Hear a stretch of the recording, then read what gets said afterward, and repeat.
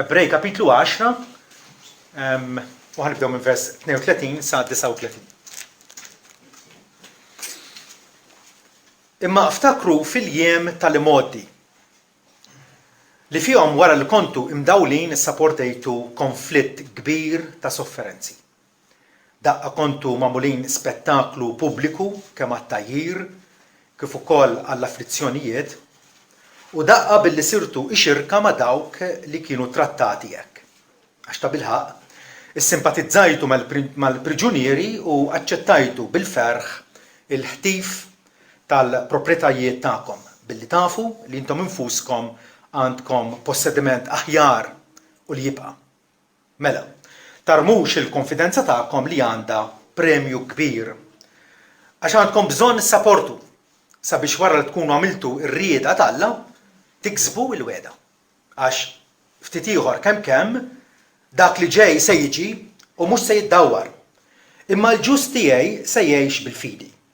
U jekk jinġibet lura ruħi ma titaxxaqx fih. Imma aħna maħniex minn dawk li jirtiraw għat-telfien, ma minn dawk li għandhom il-fidi għal preservazzjoni tar-ruħ.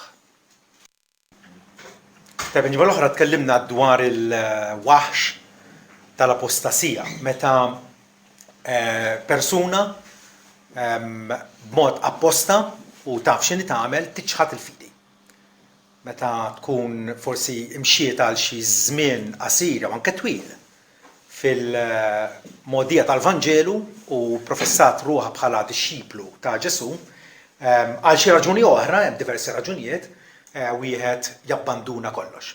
Din il-Bibja sejħilha apostasija. Hija realtà li rridu nkunu konxi tagħha sabiex ma niskandalizzawx ruħna meta forsi naraw l-ħadd ieħor jagħmel hekk.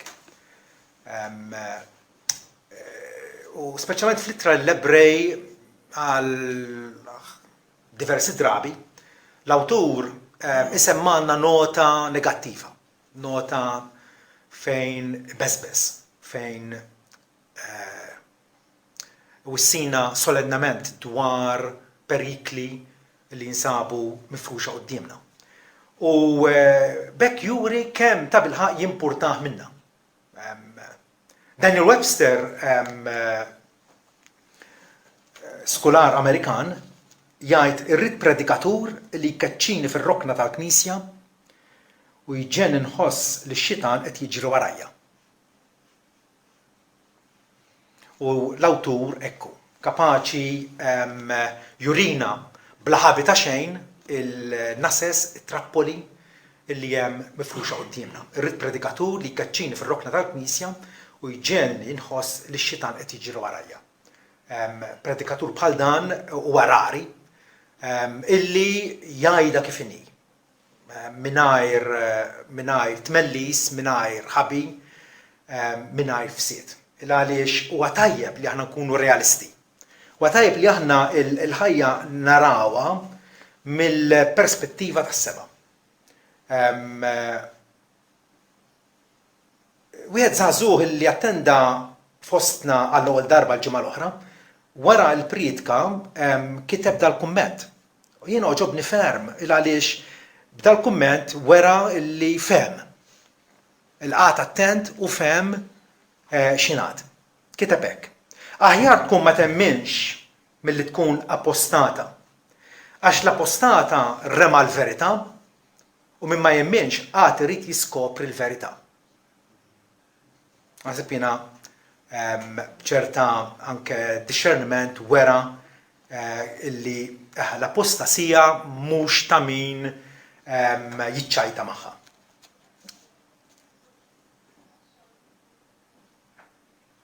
Aktar kmieni l-awtur lill-Lut għalilna ċaru tont li huwa impossibbli li nies bħal dawn terġa' iġġeddidhom għall-indiema.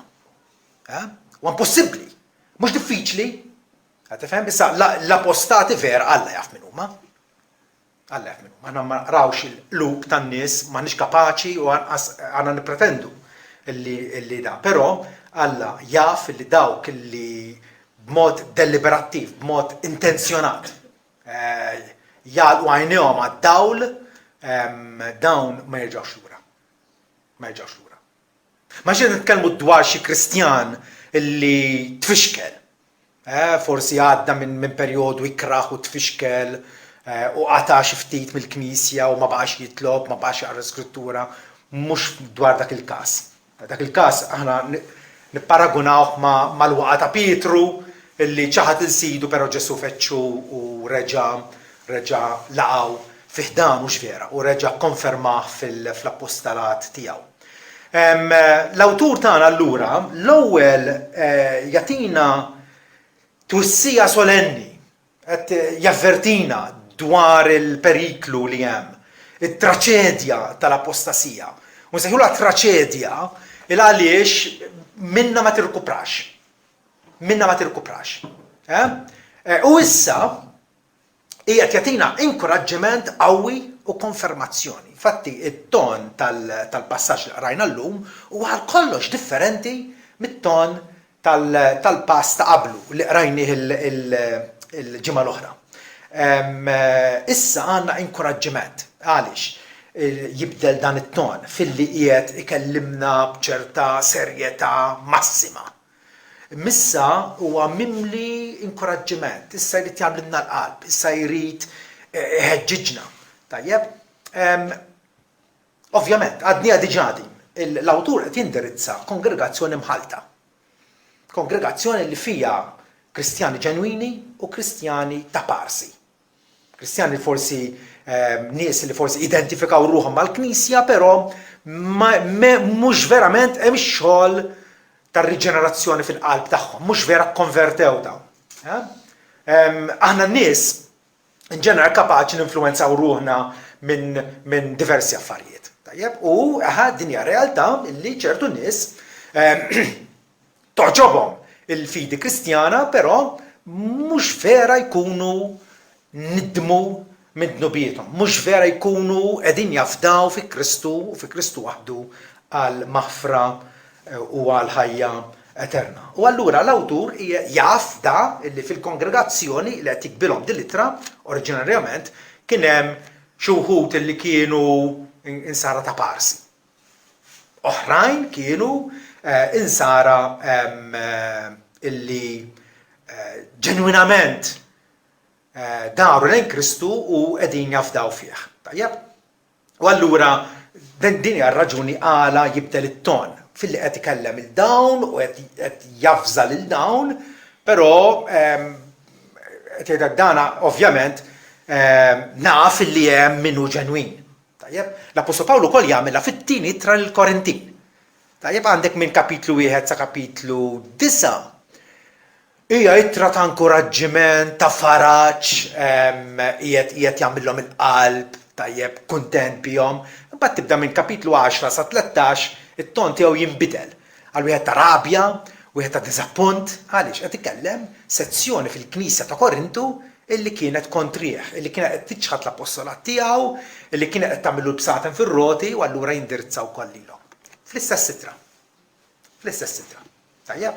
U allura nifhmu għala issa qiegħed jgħidilna illi aħna maħniex minn dawk li nirtiraw għat-telfien. Il-Kristjani ġenwini, tajjeb, qed jgħidilna mhumiex nies illi jaslu biex jikkommettu apostasija illi jinqu lill-Kristu. Dawn ma tip ta' nies bħal l-Apostlu Pietru, meta Ġesu qalhom tridux tmorru intom ukoll. U Pietru wieġbu qallu mulej ant min immorru. Int għandek il-kliem tal-ħata tiegħu. Dana ngħiduh b'konvinzjoni massima, b'konvinzjoni għaliex nafu li t-tama tagħna hija miġbura totalment, kompletament fi Kristu Ġesu sidna. Tajb, però l-ittra lill-Lut hija messaġġ wieħed.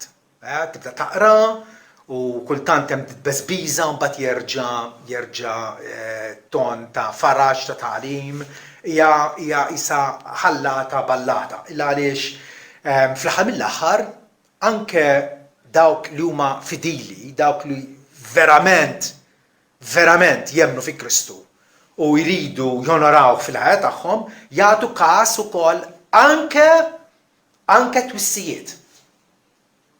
Jien personalment irrid ngħid dik it-twissija tal-apostasija tot għalija. Għaliex għax Alla ma jridniex inkunu prożuntużi. Alla ma jridniex inkunu arroganti minn fuħin bejna nfusna minn għalina aħna qawwijin fina nfusna. Il-kelma tal-Alla hija relevanti kollha kemm hi għalija personalment.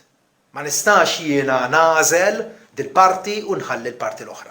Il-kelma tal-Alla hija ispirata minn Alla u tot għal-tagħlim, għaċ-ċanfir, għall-korrezzjoni u għat-taħriġ f'ħajja ġusta sabiex il-bniedem tal-Alla jkun komplut, imrawwem jew fornut għal kull emil tajjeb.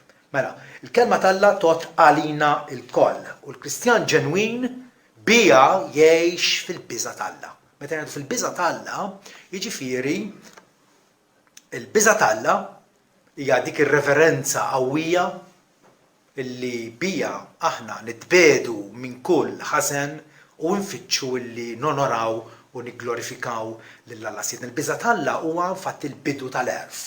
Tkun bniedem għaqli, bniedem illi miexi fit-triq li għandek tmur fiha, tibda mill-biża' tal-Alla. Tibda billi Alla tinkludih, mhux biss tinkludih fil-ħajja tiegħek, imma isir lan wieħed ta' ħajtek. Fittxu l-ewwel is-saltna tal-Alla u l-ġustizzja tiegħu u dal-ħwejjeġ imbagħad jiżdudulkom.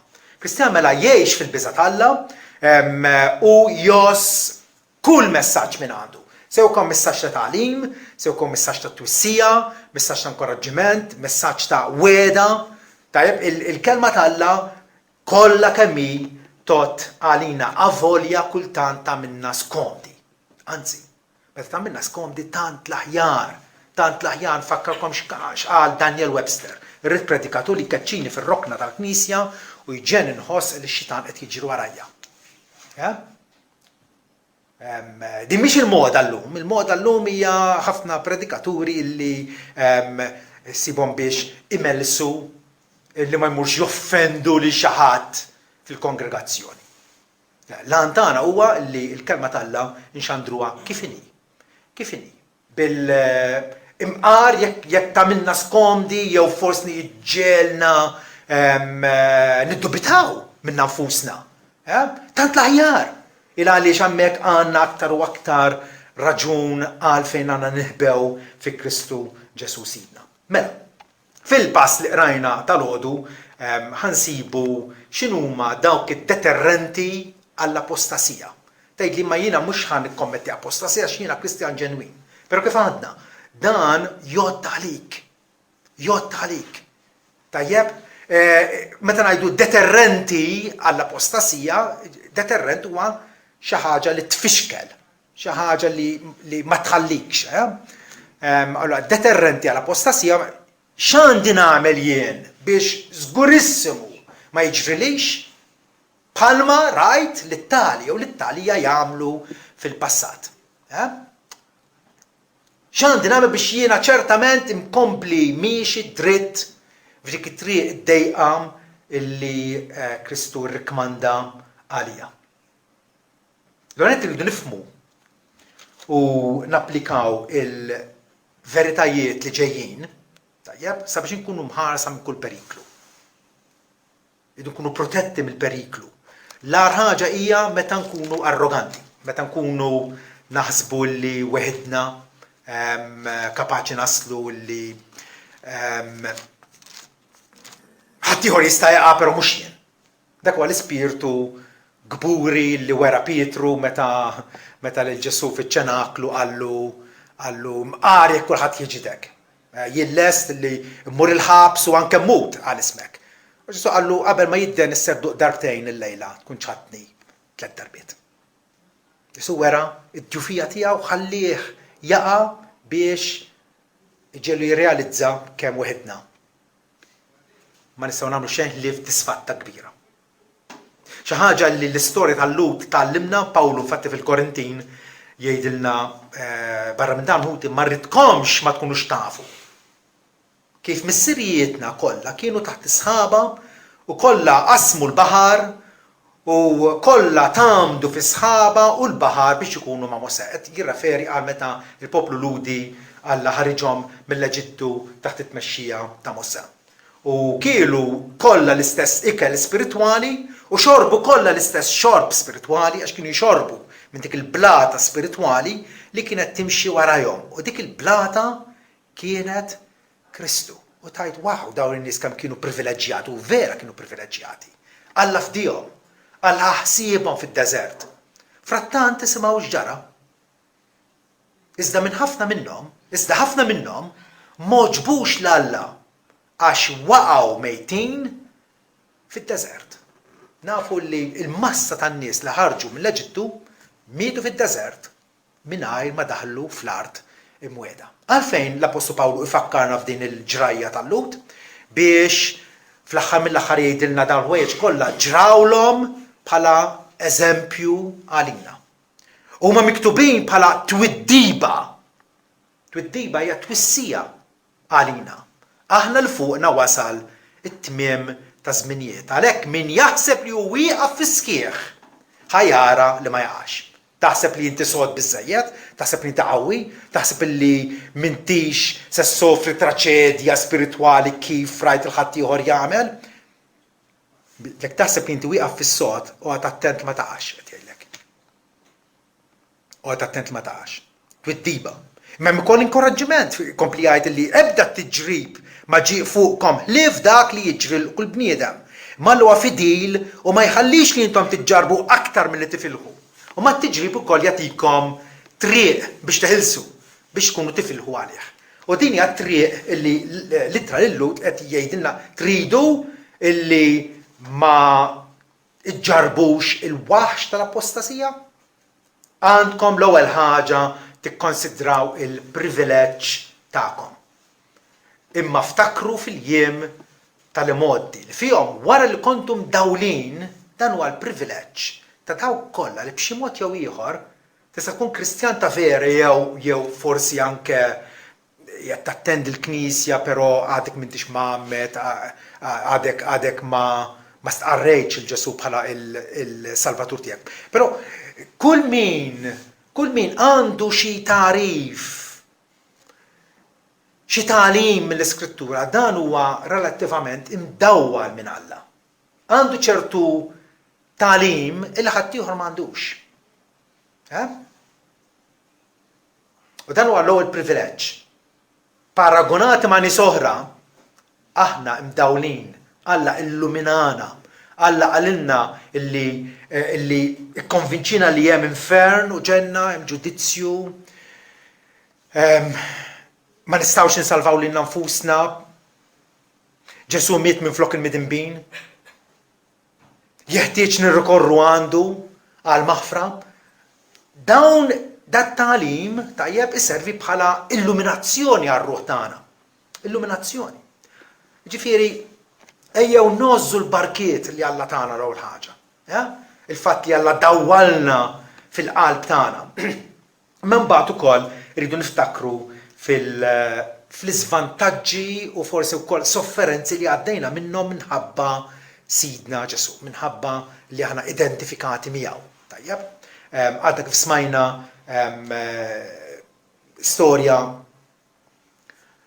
kommoventi dwar u dawn il-ġrajiet jiġru kontinwament bl-eluf kull sena illi Kristjani bħalna jinqatlu u jsofru minħabba l-fatt wieħed illi huma Kristjani għal ebda raġuni oħra.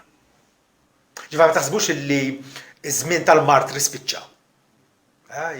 Jiena sinu kont naħseb li żmien tal-martri kien l-ewwel tliet sekli tal-istorja sa żmien Kostantinu. Le, il-ġrajja tal-Knisja hija ġrajja tad-demm fejn ħafna minn ħutna kollhom iħallsu bil-sofferenzi.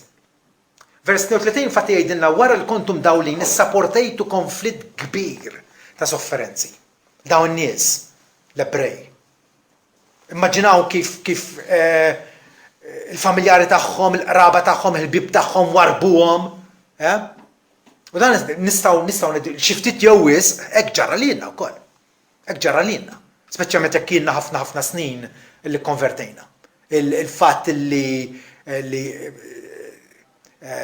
tad-dar iduru kontrina, vera? Daqqa kontu magħmulin spettaklu pubbliku, kemm għattajji kif ukoll għall-afflizzjonijiet, batijiet ġifieri. Daqqa billi sirtu ixirka, sirtu kumpanni ġifieri ma' dawk li kienu trattati hekk. Għax ta' bilħaq issimpatizzajtu mal-priġunieri u aċċettajtu bil-ferħ il-ħtif tal-proprjetajiet tagħkom. Dawn in-nies illi issa l-awtur konċernat dwarhom illi baqgħu jew ħanidu waqgħu fi stat ta' għas spiritwali u forsi wkoll qed jaħsbu li jerġgħu morru lura fir-reliġjon antika tagħhom fil-Ġudajiżmu. Tajjeb? Qed ifakkarhom isma' araw kemm batejtu intom fil-passat. Araw kemm batejtu. Ħadulkom il-proprjetà tagħkom. Soffrejtu l-ħabs. Batejtu dik l-afflizzjoni kollha. U għafatt illi s-Salvatur tagħna mis-sema josserva u jirrikmanda dawk in-nies li minħabba fih ibatu. Fatti fitra lill-Efesu fir-Revelazzjoni 2 vers 2 jgħidilna Ġesu jgħidilhom jiena naf l-għamel tiegħek u t-taħbit tiegħek u s-sabar tiegħek kif ma tiflaħx ħżiena u batejt u kellek is-sabar u tħabat minħabba ismi u mejjejtx. Ġesu jirrikmanda il-dawn nies. Jaf iva sal-iċken tajjira li jkunu għajruna bija, sal-iċken ċika, sal-iċken kritika, bla sens li n-nies jaddulna. Paragonati ma dawn in-nies li rċivew dil-litra l-ewwel darba, paragonat ma Anat illi prattikament għatawlu rasu b'tant mibeda lejh, mhux vera. Għaddejjin ix-xamplati għaw Malta. Għaddejjin komdi ħafna. Jekk xejn irrid noħduha bħala barka għalina, mhux vera. Ukoll rridu niftakru bħala deterrent għall-apostasija, kontra l-apostasija, x'wassalna biex għaddejna minn provi u skumditajiet bħal dawn. Vers 34. Billi tafu li jintom infuskom għandkom possediment aħjar u li jibqa. Kienu lesti li joħdulhom djarhom, joħdulhom il-proprjetà tagħhom għax kienu jafu li għandhom possediment aħjar u li jibqa. U ċoja il-ġenna. F'dar mis-Sirja Ġesu hemm ħafna majjar li ma kienx hekk kont ngħidilkom. Għall-Kristjan il-ġenna hija realtà sabiħa, realtà tant u tant li timmotivah il qudiem. Luteru kiteb waħda mill-lanjiet tiegħu li aħna nkantaw ukoll l-ibni għal-Malti fejn ngħidu itlaq raba u ħbieb, offri ruħek lis-Sid, ġismek jistgħu joqtluh, imma l-Alla ġieħ u nur saltatu tibqa' għal dejjem. Ġifieri nistgħu nsofru fiżikament, materjalment, però il-realtà tal-ġenna tibqa'. Kull ma hu f'din id-dinja preżenti tafu daqsi se jgħaddi. Is-smewt u l-art se jgħaddu.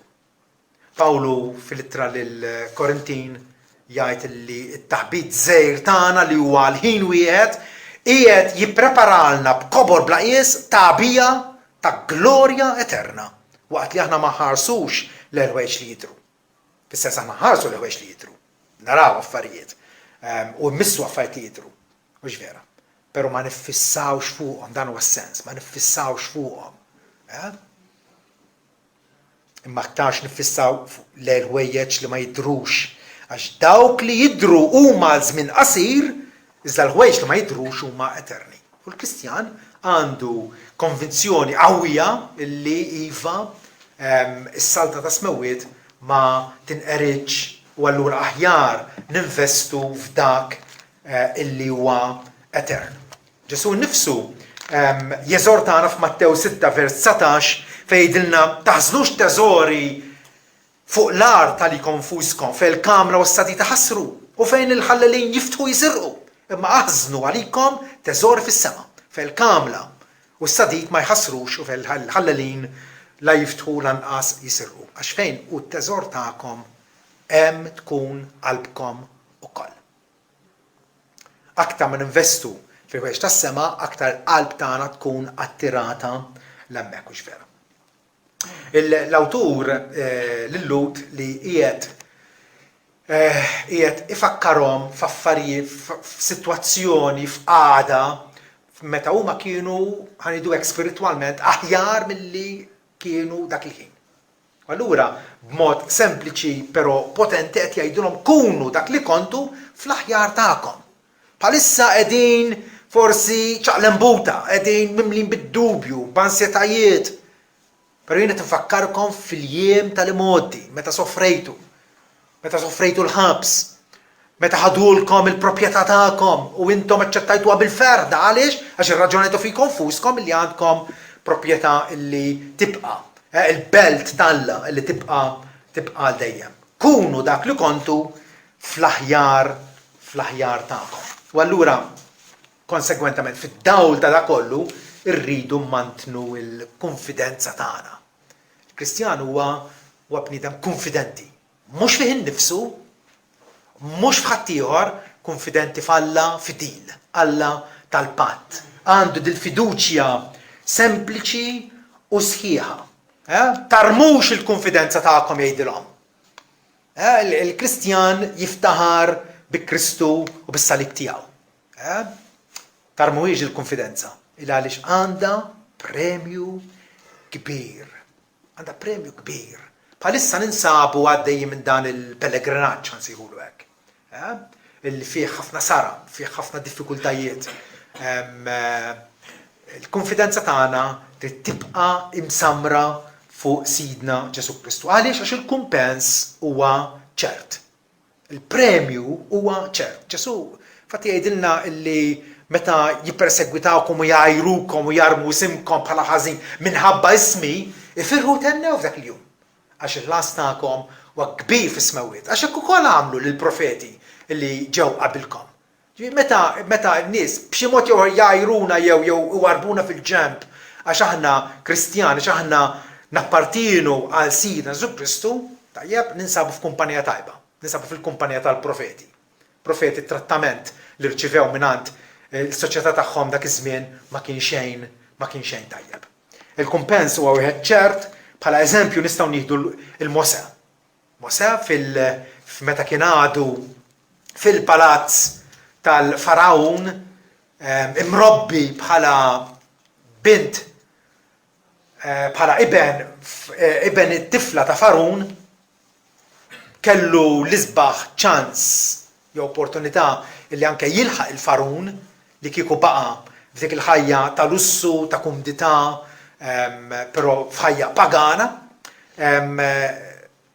Il-Bibbja tgħidilna illi Mosè ikkonsidra l-għajb minħabba Kristu bħala rikkezzi aqwa mit-teżori tal-Eġittu. U nafu li l-Eġittu dak iż-żmien kien l-akbar pajjiż tad-dinja, l-aktar potenti. Mosè kien qed iħares lejn il-ħlas jgħidilna bil-fida ħalla l-Eġittu, bla ma baża mill-għadab tas-sultan għax hu żamm sħiħ daqs kieku qed jarah dak li ma jidirx. Mosè tgħallem jgħix bħalli kieku Alla qed jarah, mhux bħalli kieku Alla realment qed jarana. U jaf mixi aħna għaddejjin. U allura rridu bħal Mosè nassessjaw l-affarijiet mill-perspettiva tas-sema, mill-perspettiva eterna. Idu ħadnu din il-world view biblika. Mhux xejdinna moħna, mhux naraw ħadd ieħor jagħmel, imma aktarx illi nemnu li Alla etern jara fil-tiegħu u ta' bilħaq jikkumpensahom fl-aħħar jum.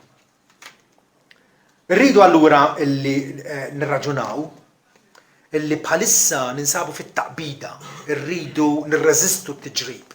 U rridu nirraġunaw illi d-daħla tagħna fil-ġenna hija biss kwistjoni ta' żmien. Ġesu wedna illi f'dan is-Sirja hemm ħafna majjar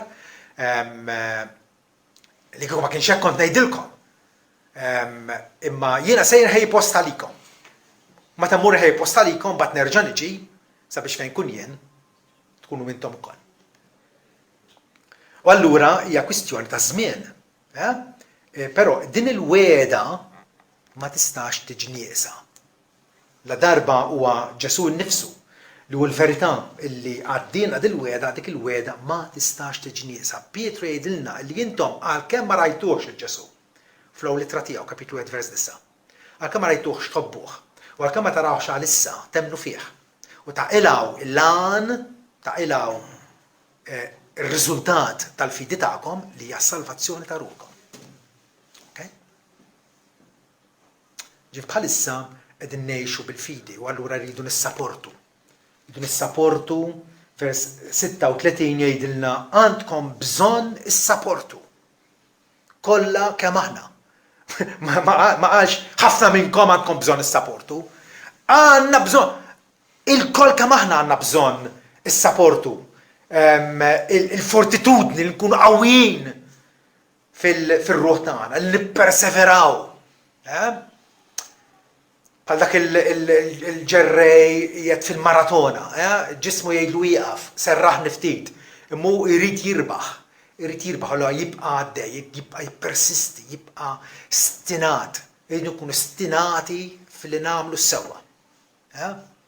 Ħafna drabi ngħidu ma kemm għandek rasek taż-żonqor, jalla jkollna rasna taż-żonqor biex nagħmlu sewwa u ma nisvijawx mill-mogħdija tagħna. Rridu nissapportu u rridu nibqgħu nagħmlu il-volontà tas-sema, ir-rieda ta' Alla li tot għalina. Għandkom bżonn is-sapportu sabiex wara li tkunu għamiltu ir-rieda ta' Alla tiksbu l-weda. Notaw wara li tkunu għamiltu r-rieda ta' Alla. Hemm korsa x'niġru, hemm korsa x'ngħaddu minnha. U l-pressjoni tad-dinja qiegħda hemmhekk irridu nirreżistuha. Vers 36 ekku jgħidilna illi wara tkun għamiltu l-rieda ta' Alla intom tiksbu il-weda.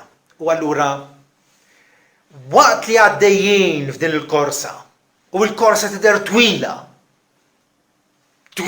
għalkemm paragonata mal-eternità mi xejn. X'ħaj sostnina matul it-triq? X'ħaj sostnina? F'tis-sitwazzjoni li kapaċi tkun skabruża, kapaċi tkun spjaċevoli, vera? It-tweġiba hija l-kelma ta' Alla.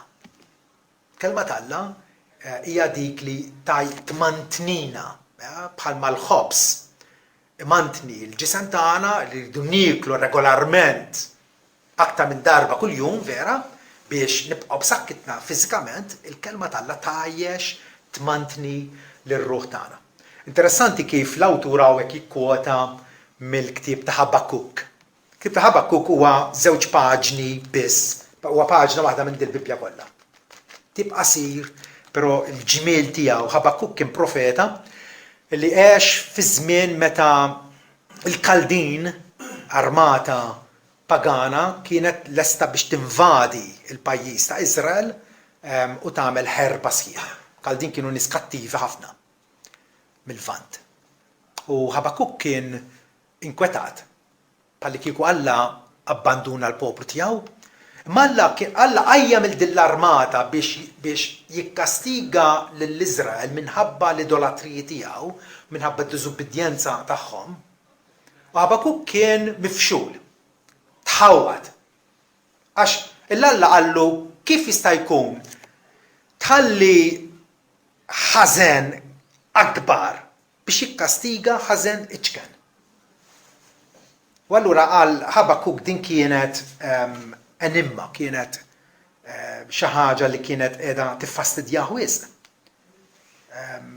It-tweġiba ta' Alla kienet inti kont taf dani, ibqa' f'dani. ibqa' afdani. U għalhekk l-awtur lill-Lut jikkwota minn Ħabakuk. Ftit ieħor kemm dak li ġej se jiġi u mhux se jiddawwar, imma l-ġust tiegħi se jgħix bil-fidi. X'inhi fidi? Meta inti tafda falla. Meta inti se timxi fuq l-awtorità tal-kelma tiegħu. Mhux xejdulek l-emozzjonijiet tiegħek, mhux xejdulek ħbiebek, imma huwa Alla li jiddetta u jmexxi l-ħajja tiegħek kollha fl-oqsma kollha tagħha. Ħabakuk allura kien imħawwad però baqa' jafda falla u afferma l-fiduċja tiegħu fih. Tantu hekk li l-ktieb tiegħu f'kapitlu 3 jagħlaq billi jgħid għax għalkemm it-tina ma tarmix u ma jkunx hemm frott fid-dwieli wara li tidħol din l-armata kienet se tagħmel ħerba kbira mill-pajjiż. Kif infatti ġara. Ħerba kbira. U għalkemm il-prodott taż-żebbuċi falli u r-raba ma jagħtix ikel, għalkemm il-għanem jonqsu mill-merħla ma jkunx hemm baqar fil-maqjel, jien xorta waħda nifraħ bil-mulej. Nitenna balla tas-salvazzjoni tiegħi. Il-mulej sidi huwa l-qawwa tiegħi. Jagħmel li riġlejja bħal dawk taċ-ċrief u jmexxini fuq l-għoljiet tiegħu. Ħabakuk hawnhekk b'ċelebrazzjoni kbira minn bniedem imħawwad u bniedem li mhux qed jifhem il-modijiet tal-Alla, Alla qallu afdani. Afdani. U allura jiena xorta waħda nifraħ bil-mulej. U jala il-ktib billi jgħid għal mexxejt tal-kor fuq l-istrumenti tiegħi tal-korda. Ħabakuk ried li dak li qal l-istqarrija ta' fidi tiegħu tkun kantata. U aħna nagħmlu. Din l-għanja inkantawa. Dak it-tina m'għadix tarmi, fid-dilja ma ssib ebda frott. Qegħdin naffermaw tajjeb dak li Ħabakuk sab ta' komfort għalih, dak li l-awtur lill-Lut għalilhom isma' ftit ieħor kemm. Is-sapporti. Ftit ieħor kemm dak li ġej se jiġi u mhux se jiddawwar. Ġesu li wedna illi se jiġi, se jirritorna f'din id-dinja biex jiġborna għandu biex fejn nkunu aħna wkoll. Mhux se jiddawwar. Fil-frattemp il-ġust tiegħi se jgħix bil-fidi. Tant huwa importanti il-konċett tal-fidi li nafdaw falla. Illi immedjatament wara f'kapitlu 11 kollu kemm hu tal-ittra. Għandna ħafna eżempji ħajtina illustrazzjonijiet waħda wara l-oħra. Abel, Henok, Abram, Noe, Isaac, Jacob, Mose, l-imħalfin, il-profeti, biex jurina, isma, araw in-nies tal-antik kif imxew fil-modja tal-fidi. Għandkom tagħmlu intom ukoll. Ġifieri il-ħaġa tagħmel differenza hija fidi illi tkompli tafda falla. Tkompli tafda falla. Għana bil-Malti ngħidu t-tiġrija sal-barkun mhux vera. Naf il-barkun huwa tip ta' dajsa, però provajt nfittex. Din l-idjoma mnejn ġiet, probabbilment kienu kemm xi tiġrija fil-baħar, jew ta' għawm, jew ta' regatta, xi tip ta' regatta u min jirbaħ sakemm jasal mal-barkun. It was the finishing line, ma nafx. Ma nixxilix insib illi da. Però t-tiġrija sal-barkun tfisser illi ħatirbaħ jekk tasal. Mhux tibda t-tiġrija u tgħejja u tieqaf nofs il-baħar, it-tiġrija sal-barkun. U allura personalment jien ma stax ngħid illi tħalt il-ġenna qabel ma nidħol il-ġenna. M'hemm ebda lok għal preżunzjoni. Ebda lok għal preżunzjoni. Kollha kemm intom smajtu l-istorja ħelwa ta' Eżopu il-fenek u l-fekruna. Mhux vera, mhux fejn nirrakkontawha. Fenek kien l-ewwel ta' sprint, f'dit tiġrija mal-fekruna qalu kemm min baħnan. Tant jiena aġli, tant jiena il-fekruna bil-kemm bdiet, ħan nitefgħu taħt is-siġra u nieħu nasa. Qed tifhem, ħada n-nasa għax instembaħ ma damx ma rrealizza li l-fekruna kienet għaddietu u l-premju ħaditu. Ma jtux ikunu bħal fenek, prożuntużi. Uri x'int ta' bilħaq imqara li kien nifsek. Imqara li kien nifsek. Li mhux kwistjoni ħan impressjonaw l-ħadd ieħor, imma rrid naċċerta li nnifsi li jiena qiegħed f'din it-tiġrija. Qiegħed fit-tiġrija. Vers 39 jgħidilna imma aħna maħniex minn dawk illi jirtiraw għat-telfien. X'kuraġġ kbir dan. L-awtur qed jgħid nisma' aħna maħniex bħal dawk illi apostatizzaw, illi filment narmu l-fidi tagħna. Maħniex minn dawk illi jirtiraw għat-telfien, imma minn dawk li għandhom il-fidi. Jekk għandna l-fidi, dik il-fidi mogħtija minn Alla lilna, tajjeb, inkomplu. Ġwan il-Battista jgħid wieħed ma jista' jirċievi xejn jekk ma jingħatalux minn fuq. Imqar l-abbiltà li aħna nibqgħu nafdaw f'Alla u nibqgħu mexxin fil-modja tal-fidi hija grazzja minn Alla. Wieħed ma jista' jirċievi xejn jekk ma jingħatalux minn fuq. Fl-Ittra Filippin Pawlu jgħid li lilkom huwa moti minħabba Kristu mhux biss li temnu fih, ma wkoll itbagħtu għalih. Għandek żewġ barkiet minsuġin flimkien fl-istess nifs. Illi temmi fi Kristu u tbagħti minħabba fih huma barkiet mogħtija lilek. Mogħtija lilek. Huwa żball faħxi meta ħasbu li jien emment għax rid jien. Għax iddeċidejt jien fit-tali data. Mhux hekk taħdem il-biċċa xogħol. Il-fidi hija għotja mingħata u dik il-fidi li għandna bżonn. Għax dik il-fidi tippersisti, dik il-fidi tkompli. Fidi umana illi inti temmen għax rajt il-ħadd ieħor jemmen u għal tittamel bħalu, dik m'intix ħadd tkompli biha. U dik it-tip ta' fidi ma salvat lil ħadd. Allora kwistjoni hija tinġabar f'din il-mistoqsija. Għandek fidi. Għandek fidi. Avolja qiegħed fi knisja evanġelika xorta waħda tajb insaqsuha din mistoqsija. Għandek fidi. U jekk għandek fidi hija fidi żgħira jew kbira. Jekk hija jekk hija magħluba għaliex hija m'intix titmalek innifsek mill-kelma ta' Alla, m'intix tersaq leħ kuljum fit-talb biex issaħħa r-relazzjoni tiegħek ma' Alla l-imbierek. U jekk għandek il-fidi, x'fidi għandek hija fidi fik innifsek? Ħafna nies jaħsbu l-fidi u din hija malma kontinwament illum fl-iskejjel tagħna, kontinwament. Tittemmen fik innifsek. Li tfana jgħidu, tittemmen fik innifsek. Tkun konfidenti fik innifsek. Filosofija tad-dinja. Laqqas ma jgħod jekk ikollok fidi fi ħlejqa oħra. Ħafna nies sforz l-ignoranza tagħhom irid ngħid li qatt ma tagħmlu, għandhom fiduċja kbira fit-tal-Qaddis jew fil-Madonna. Dik il-fidi ma tiswa xejn. Il-fidi falla l-imbierek.